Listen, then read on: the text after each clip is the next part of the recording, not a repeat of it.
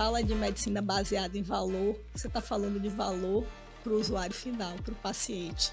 Novamente, a gente está falando de cuidado centrado no paciente. Tá? E aí a gente pode olhar várias coisas. Tá? Primeiro, modelo de remuneração em saúde. Tá? Você sair do modelo, certo, de pagamento por procedimento, que é o famoso fee-for-service, para um modelo de pagamento onde você esteja olhando, certo, a entrega, certo, de que aquele serviço está fazendo para o beneficiário final. Tá? Isso sim é valor. Tá?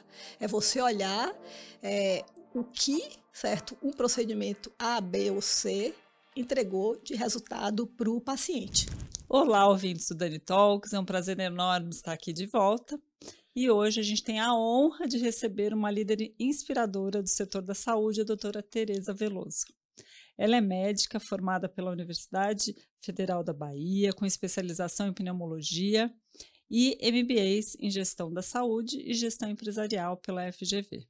Ela também é especialista em saúde baseada em valor pela Harvard Business School e atualmente ocupa o cargo de diretora técnica de operações e relacionamento com a rede referenciada de saúde na Sul América, trazendo mais de 20 anos de experiência e liderança em um setor predominantemente masculino. Neste episódio, a gente vai falar aqui sobre os desafios da liderança feminina na saúde, as mudanças necessárias para tornar o setor mais sustentável e o impacto da saúde baseada em valor no futuro dos planos de saúde. Doutora Tereza, seja muito bem-vinda ao Dani Talks. Obrigada, Dani. Um prazer enorme estar aqui com você. Finalmente deu certo, né?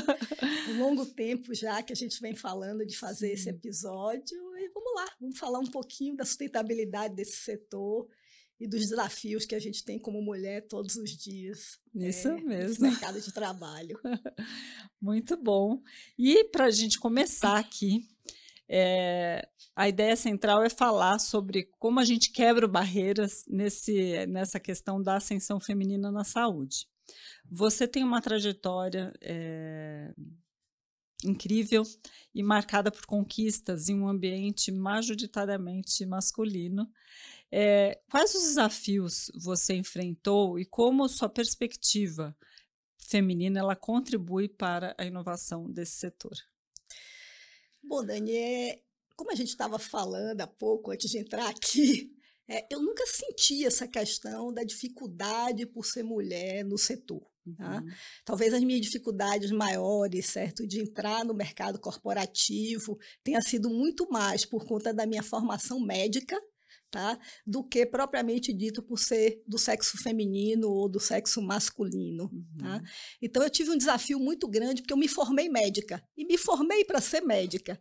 E as escolas de medicina não formam a gente para outra coisa, a não ser cuidar das pessoas. Então, quando você decide fazer uma carreira híbrida, porque a minha carreira foi híbrida, eu não saí da assistência e fui para uma posição executiva, eu caminhei a maior parte da minha vida junto, trabalhando e prestando assistência ao paciente, e ao mesmo tempo fazendo uma trajetória, certo, como executiva de saúde. Talvez o mais difícil para mim tenha sido esse aprendizado, tá? E essa transição. Mas eu nunca senti dificuldade por ser mulher, certo? Talvez pela maneira com que eu me porto, com que eu me imponho, como eu ajo no meu dia a dia, certo? Talvez isso nunca tenha sido um grande empecilho para mim. E, Tereza, é interessante essa questão, porque muitas vezes a gente ouve que não apenas a gente tem dificuldade de entrar e desbravar esses setores predominantemente masculino, mas recentemente a gente gravou com uma médica também, e ela comentou que a maior dificuldade não é com os homens, mas com as próprias mulheres do setor, que muitas vezes não enxergam essa ascensão com bons olhos ou te dão a mão para que isso aconteça. Você percebe algo nesse sentido? Você acaba privilegiando ou trazendo mais mulheres para trabalhar com você? Como que você enxerga isso? Dani, eu acho que não é ser do sexo masculino ou do sexo feminino, é competência, tá? A mulher não pode atingir cargo por ser mulher ou por não ser mulher, tá? Ela chega lá pela competência, pelo que ela oferece ao mercado, tá? Eu sempre caminhei, certo? Nas minhas posições executivas cercadas de homem, sempre cercadas de homem. Tá? Nas posições não executivas, eu sempre tive muitas mulheres no meu time. Né? Hoje, isso mudou. Quando eu olho para meu time hoje, ele é um time predominantemente feminino, mas não porque eu fiz escolhas porque eram mulheres, mas porque vinham para mim, certo? Mulheres competentes e mulheres que eu achava que eram capazes de somar ao trabalho que eu executo. Eu sempre busco pessoas complementares, certo? E as pessoas complementares a mim, na maioria das vezes, têm sido mulheres. Mas eu tenho homens brilhantes ao meu lado, certo? Trabalhando comigo. Muito bom. Bom, falando agora um pouco de sustentabilidade financeira na saúde, e por mais que a gente tenha aqui como ouvintes pessoas do setor da saúde, pessoas que não são do setor da saúde, o que a gente percebe? Que a gente, como paciente, a gente tem muito a fazer e muito a aprender. E a gente percebe hoje que os gastos da saúde no Brasil, eles chegam a ser quase 10% do PIB, com uma participação governamental menor que a média da OCDE, sobrecarregando o setor privado e as próprias famílias. Como que essa realidade afeta ou vem afetando a sustentabilidade dos planos de saúde privado? Bom, Dani, o fato de o SUS oferecer pouco hoje, embora seja um sistema que no seu desenho seja espetacular, mas hoje ele não entrega 100% do que deveria no seu desenho, sobrecarrega sim, certo? A medicina suplementar. Tá? E a gente tem um desafio muito grande de como é que a gente integra, certo? A parte pública e privada para que a gente não onere tanto o mercado da saúde suplementar. Então, o que a gente vive hoje, tá? É um mundo onde a saúde suplementar é extremamente regulada, onde existe uma incorporação constante, certo, de novas tecnologias, de novos medicamentos, de coisas, certo, que têm gerado alto custo, além de uma utilização elevada, certo, dos planos de saúde, às vezes não muito criteriosas, certo? Seja por um trabalho e um pouco de desconhecimento da classe médica, seja também por um despreparo do usuário final, e isso tem pressionado muito os custos, certo, dos planos de saúde, que hoje é uma despesa considerável, certo, dos empregadores do país. A gente sabe que o plano de saúde é um desejo da população, até por conta desse gap que existe no mercado público. E, assim, os planos de saúde só aumentam a cada ano, e não é porque as operadoras querem ter mais lucratividade ou coisas do gênero, é porque o custo pressiona realmente ano a ano. Os custos médicos hospitalares, eles crescem muito mais do que a inflação. E a adesão de novas tecnologias tem trazido medicações, tem trazido novas tecnologias que são extremamente elevadas. Então, precisa de uma intervenção, certo? E de uma intervenção global, certo? Quando eu digo global, eu estou falando de que precisa da participação dos planos de saúde, precisa da participação dos médicos e dos prestadores de saúde de uma maneira geral, das empresas, do cliente final, um trabalho de todos juntos para que a gente consiga tornar esse mercado um pouco mais sustentável. É um grande desafio. E pensando um pouco na relação, né, do plano de saúde com as empresas, que hoje as empresas elas acabam sendo o principal patrocinador desse plano de saúde para a população, essas empresas, na sua grande maioria, você acredita que elas estejam preparadas para compor essa equação e apoiar, para não esperar até o final de um ano que a gente vai avaliar a sinistralidade? Como que você vê essa movimentação das empresas? De forma muito variável, Uhum. tá? Você tem clientes que são extremamente maduros e que participam muito de perto dessa gestão, Uhum. e você tem empresas que hoje ainda não interferem em absolutamente nada, sobre esse processo, tá? Então, assim, implantar coparticipação é uma coisa extremamente relevante, porque, de certo modo, gera um pouco mais de consciência, você sabe que o que dói no bolso faz a cabeça pensar um pouco Uhum. mais, Uhum. mas tem todo um trabalho, certo, a ser feito, certo, com o funcionário, Uhum. para que ele entenda, certo, que tudo o que ele faz e tudo que ele usa interfere, no custo final e no preço, certo, que vai ser pago por esse plano de saúde. Então tem muita coisa que pode ser feita, Uhum. tá? Montagem de ambulatórios em empresa, atenção primária, telemedicina, uma Uhum. participação conjunta até no processo de autorizações, certo, dentro da empresa. É claro que tem toda uma pressão de prazo regulatório, mas dá sim para o médico da empresa participar e ajudar nesse processo. Então tem uma série de medidas, certo, trabalhos de prevenção feito Uhum. dentro da empresa. Eu poderia listar aqui uma gama de coisas que podem ser feitas em Uhum. parceria entre a operadora e a empresa, que no fim da linha gera sim um resultado positivo.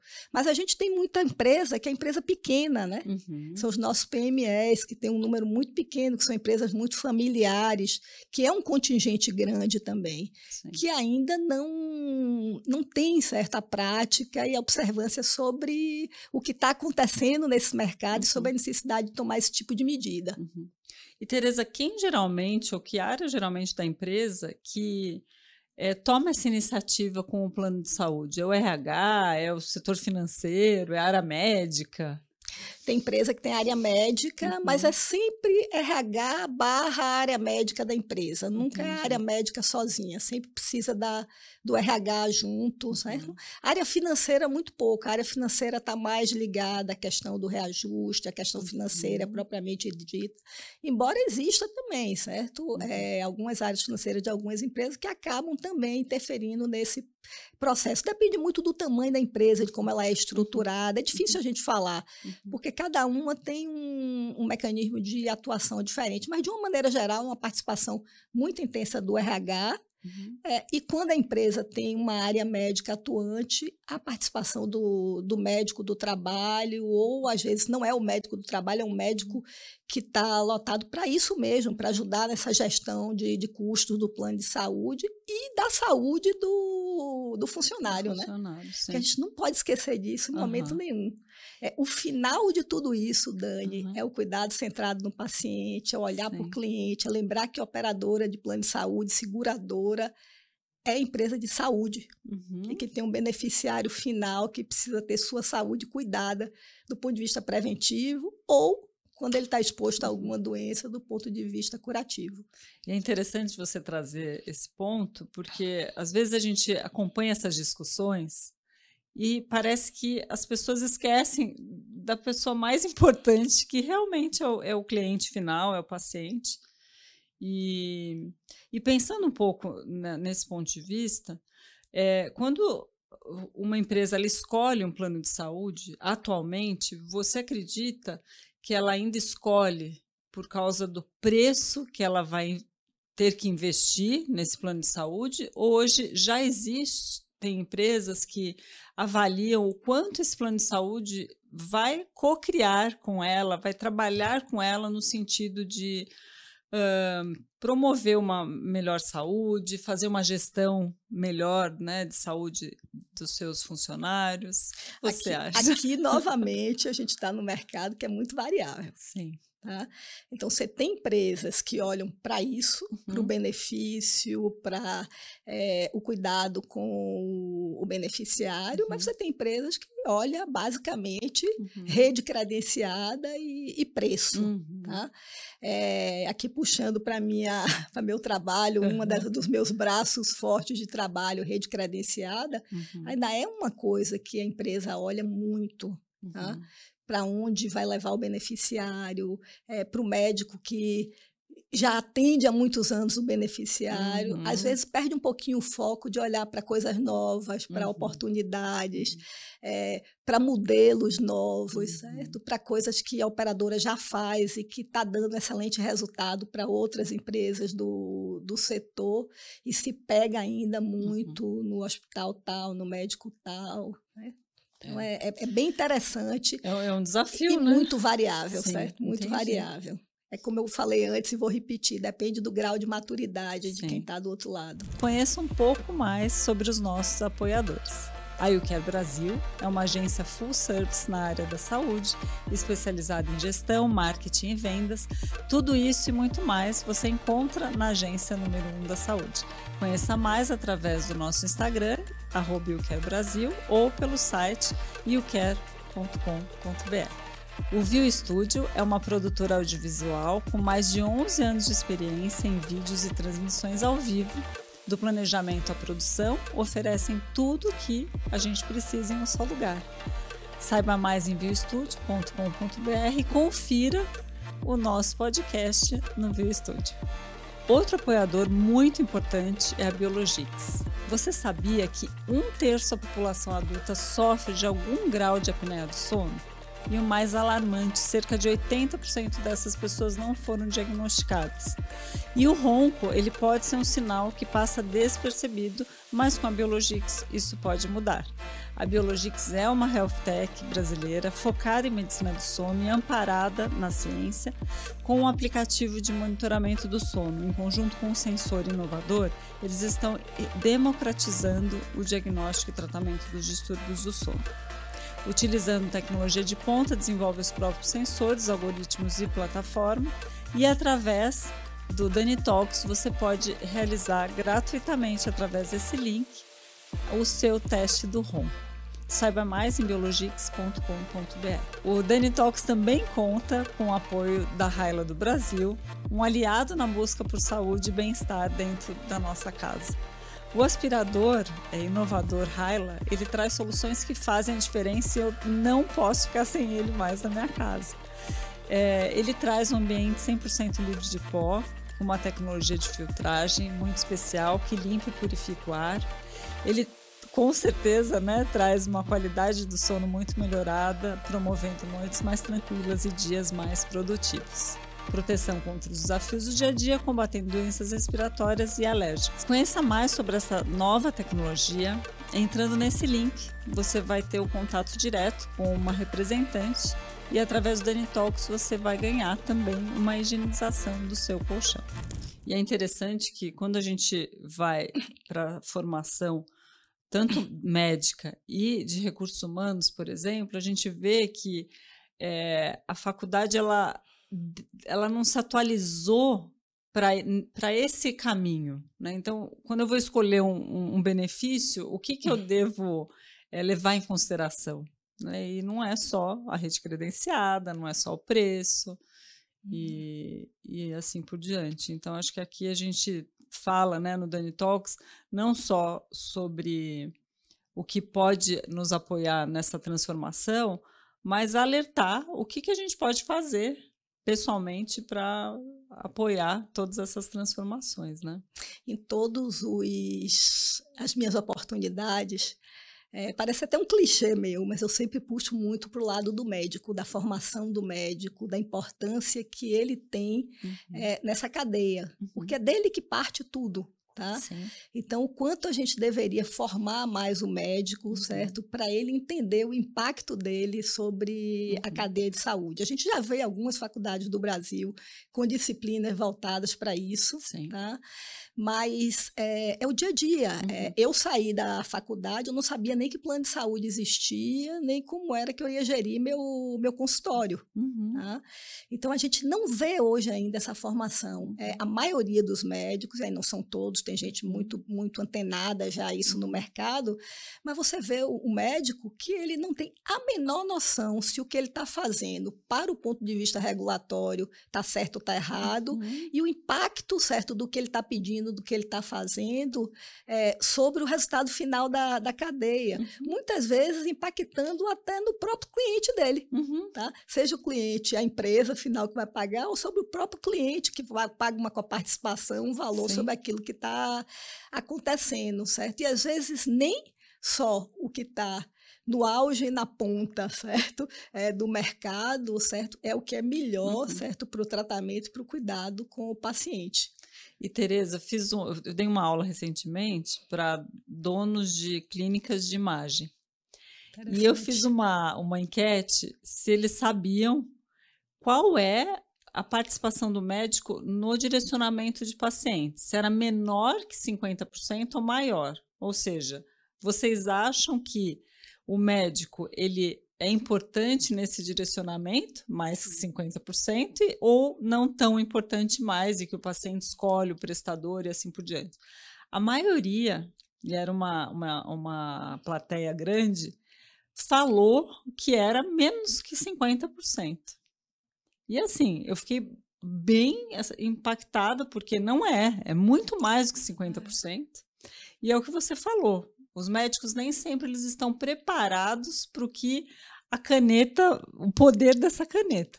E pensando nisso, eu fui num médico novo recentemente, um endocrinologista, e antes ele me pedir meus exames, ele pediu para eu compartilhar com ele onde eu faço meus exames. Então, ele entrou no site do laboratório e me mandou um push e eu autorizei ele ter acesso durante a consulta. Ele analisou todos os meus exames nos últimos 2 anos e ele falou, olha, eu vou te pedir só esses exames. E eu fiquei bem impressionada, porque você sabe que eu trabalhei muitos anos em laboratório, tenho uma integração grande nesse setor, e eu achei a consulta, assim, excelente, porque ele foi direto no que ele realmente precisava.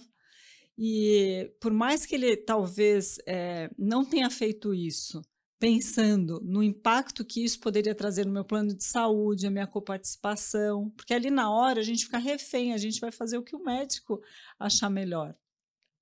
E eu saí pela primeira vez de uma consulta com acho que 6 exames de investigação em um médico novo, né? Então, fiquei bem impressionada.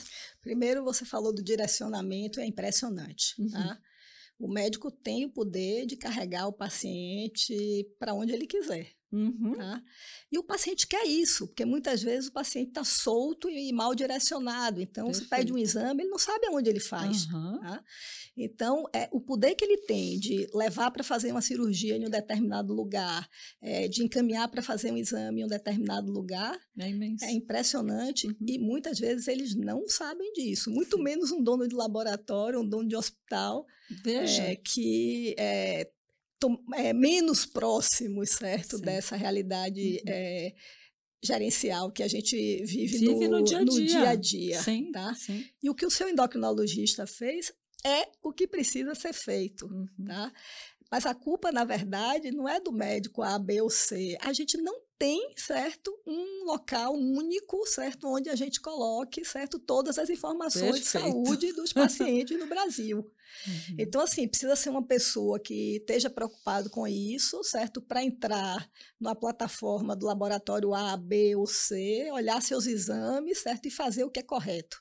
Porque isso sim, certo, melhora a sustentabilidade do setor, porque evita gasto desnecessário.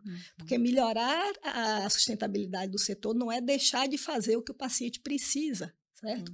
É fazer o correto, na quantidade correta e usar e parar, certo, de fazer o grande desperdício que a gente tem na saúde hoje. Então, a gente realmente precisava conscientizar todo mundo a fazer isso, tá? E até conscientizar os laboratórios também, certo, a usarem esses exames, certo, em solicitações que tenham sido feitas em curto espaço de tempo, em exames que não são mutáveis. Tá? Então, Dani foi no laboratório ontem com uma lista de exames e colheu X exames. Dani voltou uma semana depois e tem exames que são repetidos, certo? Por que fazer de novo? certo? Sim. Se eles são imutáveis em curto espaço de tempo. Existem, certo, guidelines, existe informação suficiente para você saber o que precisa repetir com uma semana e o que precisa repetir uma vez no ano. Então, se todo mundo começasse a fazer um pouco disso, e a gente está falando de exame laboratório, mas tem uma gama de coisas que podem ser feitas, certamente uma pontinha no iceberg Sim. de melhorar a sustentabilidade desse setor. Perfeito.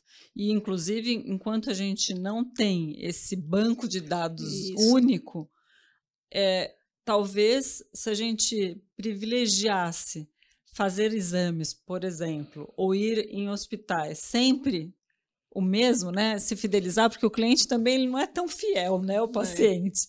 Isso também nos ajudaria muito.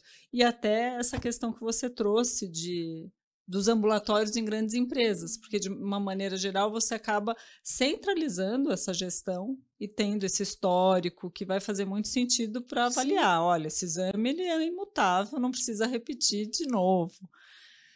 Então aqui é um alerta, né, para nós que somos talvez leigos, pacientes, que a gente tenha esse cuidado na sustentabilidade do setor também.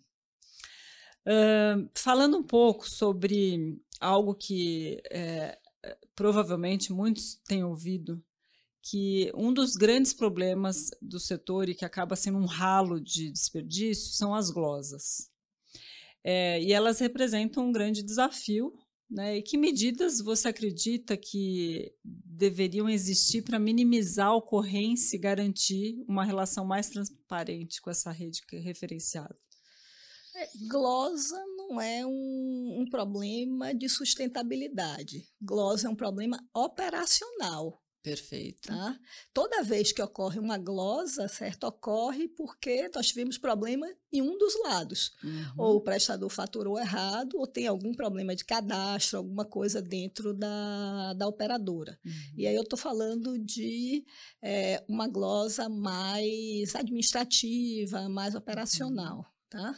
Na ponta mesmo, certo? A glosa que é feita dentro do hospital, por equipe médica e tudo, envolve sempre questões técnicas, discussões de protocolos e tudo mais.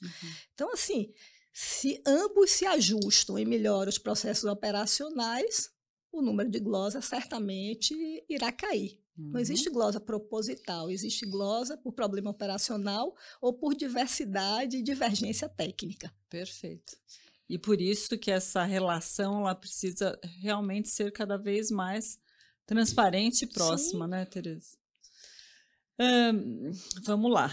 Falando agora um pouco sobre inovação e transformações necessárias, né, para o setor se sustentar. Em sua visão, quais as principais mudanças que precisariam ser implementadas no setor para torná-los mais eficientes no quesito saúde baseada em valor? Como que essa prática, e que você estudou muito também, poderia apoiar financeiramente e operacionalmente esse setor? Bom, dava um tratado, certo? E um dia inteiro de conversa aqui, mas vamos pegar pelo menos alguns itens, certo? E aí eu vou voltar a uma coisa que eu falei um pouquinho lá para trás. Quando você fala de medicina baseada em valor, você está falando de valor para o usuário final, para o paciente. Novamente, a gente está falando de cuidado centrado no paciente. Sim. Tá? E aí a gente pode olhar várias coisas. Tá? Primeiro, modelo de remuneração em saúde. Tá? Você sair do modelo, certo, de pagamento por procedimento, que é o famoso fee-for-service, certo?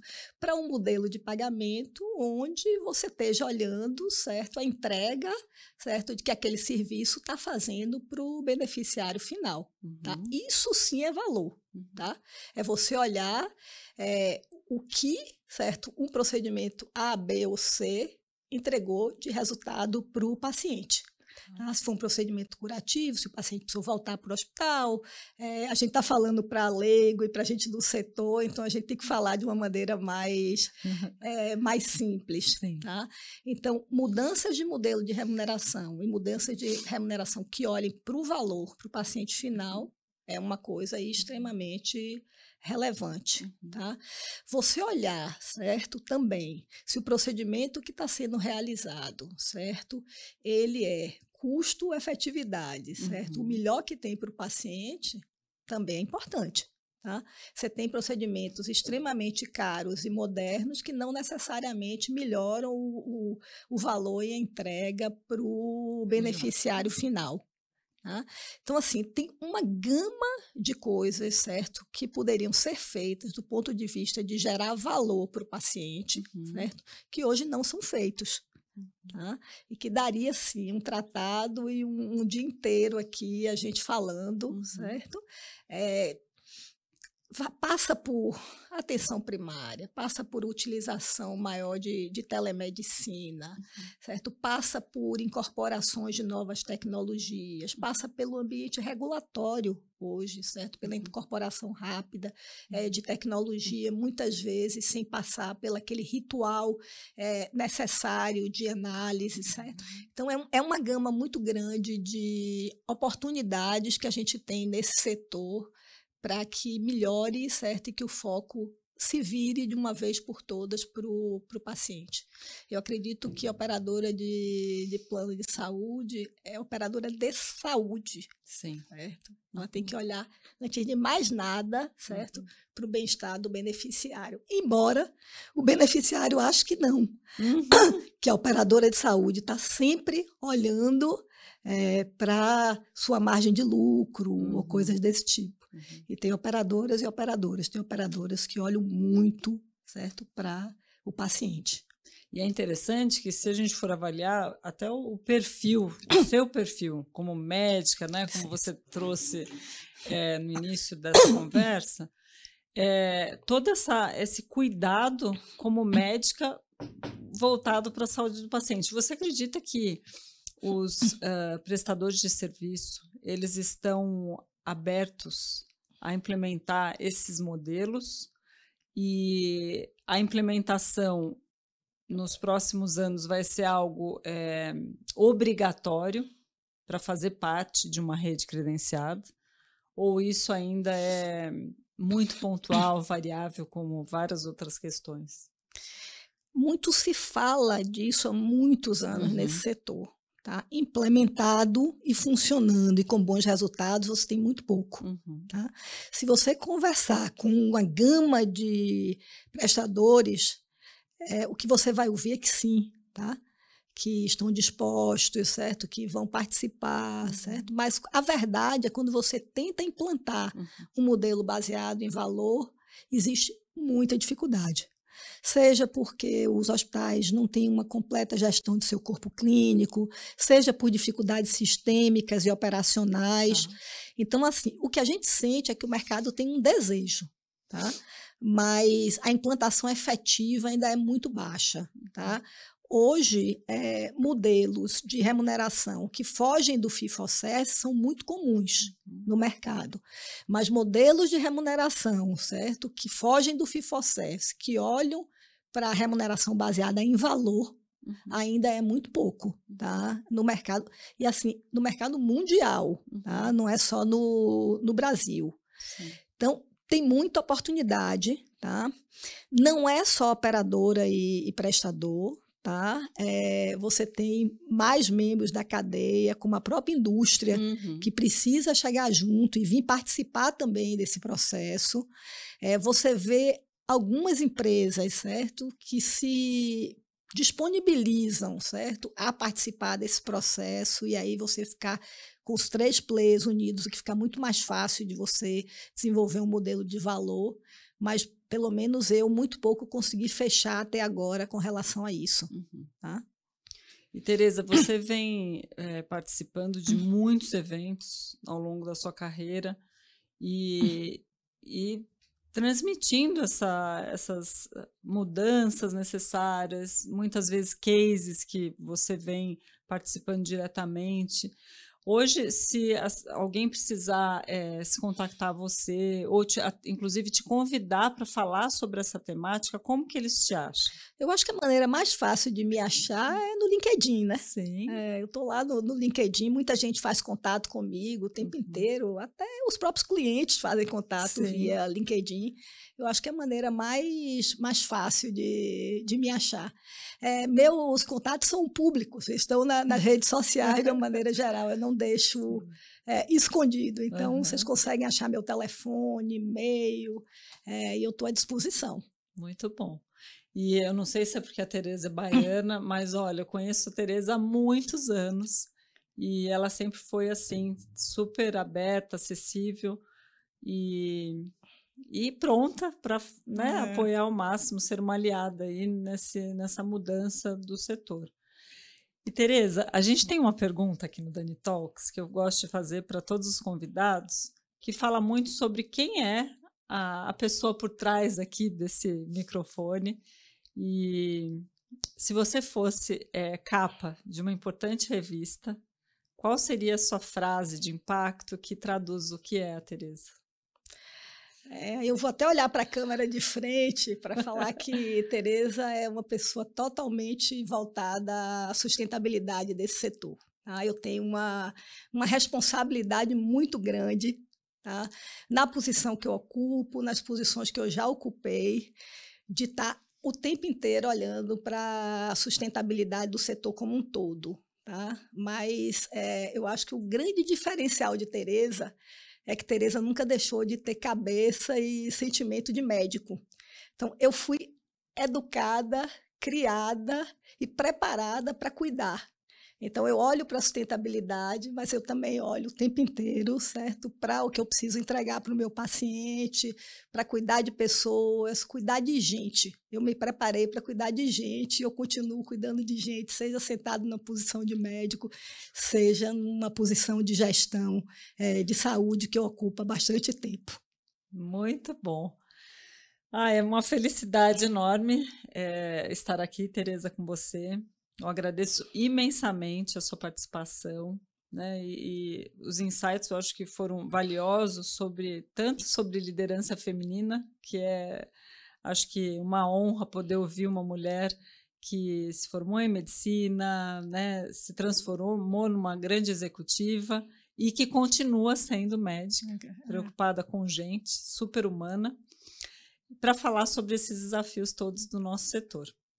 Então, caros ouvintes, se vocês gostaram, por favor, compartilhem e coloquem o que vocês acharam aqui e até o próximo episódio do Dani Talks.